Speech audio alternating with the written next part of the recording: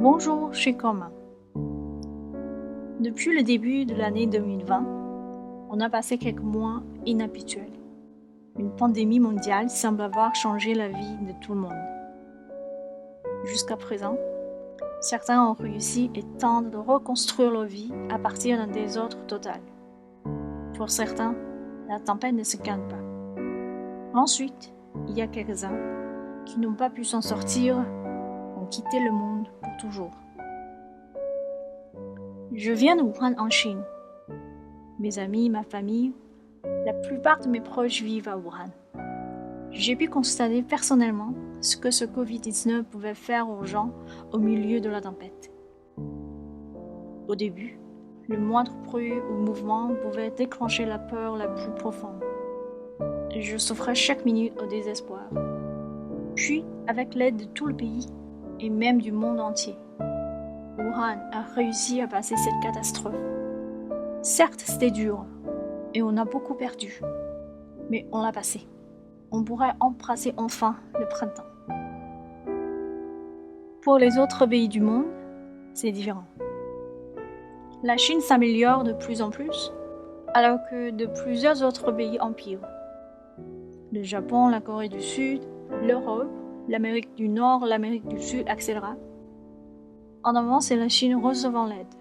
Et maintenant, c'est la Chine offrant l'aide, comme par exemple des fournitures médicales et des expériences pour lutter contre le virus. Ce qui est bizarre est que lorsqu'on devrait concentrer sur lutter contre le virus tout ensemble, certains d'entre nous semblent travailler sur trouver quelqu'un à blâmer. Ce pourrait être des politiciens qui essaient de renverser la faute, ou ce pourrait être simplement certaines célébrités qui déconnent. De toute façon, l'idée que la Chine doit payer pour tout est apparue et s'est largement répandue. De plus, avec plusieurs médias filtrant des informations, puis ne rapportant qu'une partie des faits, les gens seraient si facilement manipulés et amenés à se ressentir l'un envers l'autre. Pourtant, le fait est que cela ne sert à rien de lutter contre le virus. Et ce n'est tout simplement pas juste pour le public. Alors selon moi, comme j'ai grandi à Wuhan en Chine, j'ai obtenu ma licence à l'université de Wuhan, spécialisée en français, durant lequel mon département m'a offert la chance d'aller étudier en France pendant 1 an. Après ça, je suis devenue enseignante d'anglais.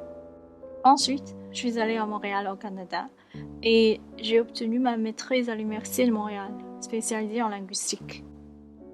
Et puis, j'ai resté quelque temps au Luxembourg. Et la plupart de mes amis et connaissances, parfois même des étrangers que je rencontre dans ma vie quotidienne, d'où qu'ils viennent, je peux dire qu'ils sont vraiment gentils.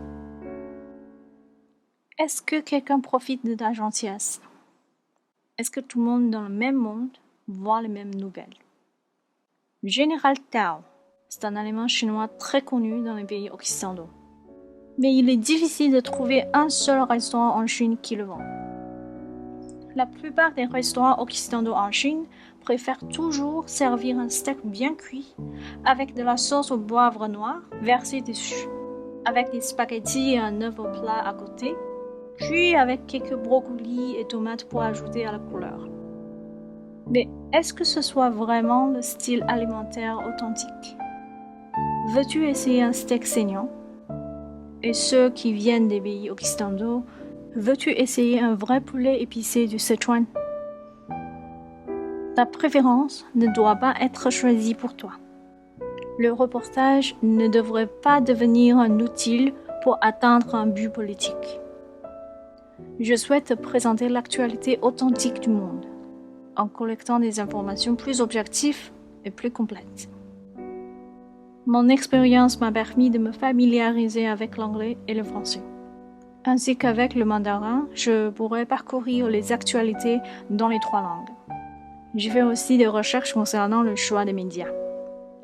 Parmi les médias chinois, je base mes informations principalement sur le People's Daily, le China Xinhua News et leurs comptes sur Twitter. Quant aux médias anglais, je choisis principalement parmi les médias américains, dont The Associated Press et The Washington Post. qui sont plutôt neutres. Bien sûr, les principaux réseaux et revues seraient aussi inclus. Mais on doit admettre qu'en ce qui concerne les médias américains, il existe bien sûr certains médias travaillant spécifiquement pour certains partis politiques. Comme il y a Fox News, qui est le favori du républicain. Et il y a CNN, qui penche un peu plus vers le démocrate. Tu entendrais souvent le président Trump l'appeler la fake news. Et il y a aussi The New York Times, qui préfère spécialement exprimer des opinions personnelles. Tout ça serait ma source d'information, afin de présenter plus en détail le fonctionnement des médias. Ensuite, concernant les médias français, c'est d'abord l'agence France Presse qui est choisie, car elle est connue pour ses reportages neutres. Ceux qui font état d'une tendance politique seront également inclus, comme Le Monde, Le Point et Le Figaro. Si tu as des autres suggestions, s'il te plaît de me le dire. Je devrais souligner que je suis ni une professionnelle des médias, ni une critique politique. C'est juste qu'il y a toutes sortes d'informations ignorées délibérément ou inconsciemment par les gens, et me voici. Toutes mes vidéos vont être publiées sur plusieurs sites web en mandarin, anglais et français. Je pense que cela nous aiderait à voir ce qui se passe réellement dans le monde. Alors, essayons de rassembler des idées et voyons ce que le monde a fait à lutter contre ce coronavirus. Qu'a fait la Chine? La Chine est-elle à blâmer pour tout? Qu'ont donc fait les autres pays? Et sont-ils réellement responsables de leur comportement?